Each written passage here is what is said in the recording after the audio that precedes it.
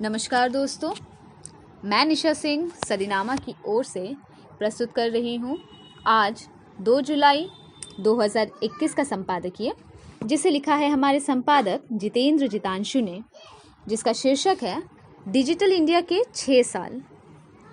Digital India यानी सबको अवसर, सबको सुविधा, सबकी भागीदारी। डिजिटल इंडिया यानी सरकारी तंत्र तक सबकी पहुँच। डिजिटल इंडिया यानी पारदर्शी, भेदभाव रहित व्यवस्था और भ्रष्टाचार पर चोट है। डिजिटल इंडिया यानी समय, श्रम और धन की बचत। डिजिटल इंडिया यानी तेजी से लाभ, पूरा लाभ। डिजिटल इंडिया यानी minimum government, maximum governance. Driving licence हो, बर्थ सर्टिफिकेट हो, बिजली का बिल भरना हो, पानी का बिल भरना हो, इनकम टैक्स रिटर्न भरना हो, इस तरह के अनेक कामों के लिए अब प्रक्रियाएं डिजिटल इंडिया की मदद से बहुत आसान, बहुत तेज हुई है। और गांवों में तो ये सब अब अपने घर के पास CSC सेंटर में भी हो रहा है। डिजिटलाइजेशन पर ही आधारित है हमारा आज का संपादकीय डिजिटल इंडिया के 6 साल। 1 जुलाई 2015 को भारत के प्रधानमंत्री नरेंद्र मोदी ने आधिकारिक तौर पर डिजिटल इंडिया लॉन्च किया था। भारत को एक सशक्त डिजिटल अर्थव्यवस्था में बदलने के लिए सरकार का ये कार्यक्रम महत्वाकांक्षी के साथ दुस्साहसी भी था। केवल 19% आबादी इंटरनेट से जुड़ी थी और केवल 15% के पास मोबाइल की पहुंच थी। लेकिन इस कार्यक्रम ने दुनिया में भारत के स्थान में एक स्पष्ट बदलाव पर कब्जा दिया। देश जिस दिशा में जा रहा था उसके बारे में आशावाद कुछ वर्षों के गहन आर्थिक संदेह के बाद ऊंचाई पर रहा था।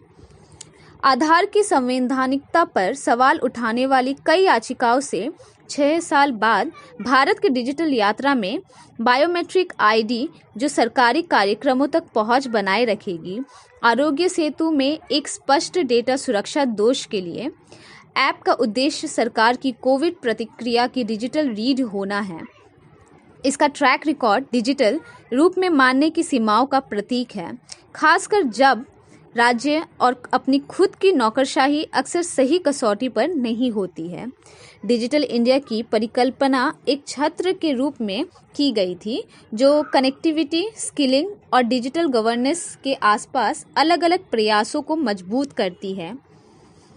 National e-governance plan 2006, national optical fibre network 2011 और UID 2009 जैसे पूर्ववर्तियों को नया रूप दिया गया और फिर से लेबल किया गया। 2015 से 16 के बजट के हिस्से के रूप में डिजिटल इंडिया कार्यक्रम और संबद्ध प्रयासों के लिए 2510 करोड़ रुपए की प्रारंभिक राशि आवंटित की गई थी। इसकी चुनौती भारत की अरबों से अधिक आबादी के जीवन को जोड़ना और सुधारना, डिजिटल अर्थव्यवस्था से जुड़ने के लिए आवश्यक कौशल प्रदान करना, नागरिकों के सरकार के साथ बातचीत करने के तरीके को बदलना और सरकारी सेवाओं के वितरण में सुधार कराना था। भारत नेट पूर्व में राष्ट्रीय ऑप्टिकल फाइबर नेटवर्क 2011 में 2.5 लाख ग्राम पंचायतों GP को जोड़ने के उद्देश्य से स्थापित किया गया था।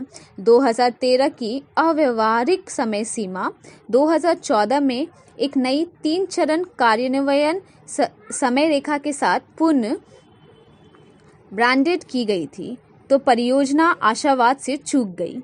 देश की 200 बिलियन अमेरिकी डॉलर की डिजिटल अर्थव्यवस्था भी दुनिया तक इसकी पहुंच का एक बड़ा हिस्सा है और नई क्षेत्रीय और अंतर्राष्ट्रीय साझेदारी के क्रम परिवर्तन और संयोजन अब इसका एक हिस्सा है। जैसा कि भारत एक बार फिर एक घातक महामारी की चपेट से बाहर निकलने की कोशिश कर रहा है, इसकी डिजिटल विकास कहानी अपने सभी उतार चढ़ाव के साथ विश्व मंच पर अपनी भूमिका का हिस्सा बनी रहेगी। आमीन। तो दोस्तों, ये था आज का संपादक जितेंद्र जितांशु द्वारा लिखा संपादकीय। कल एक और विषय के साथ हम वापस लौटेंगे। तब तक के लिए नमस्कार।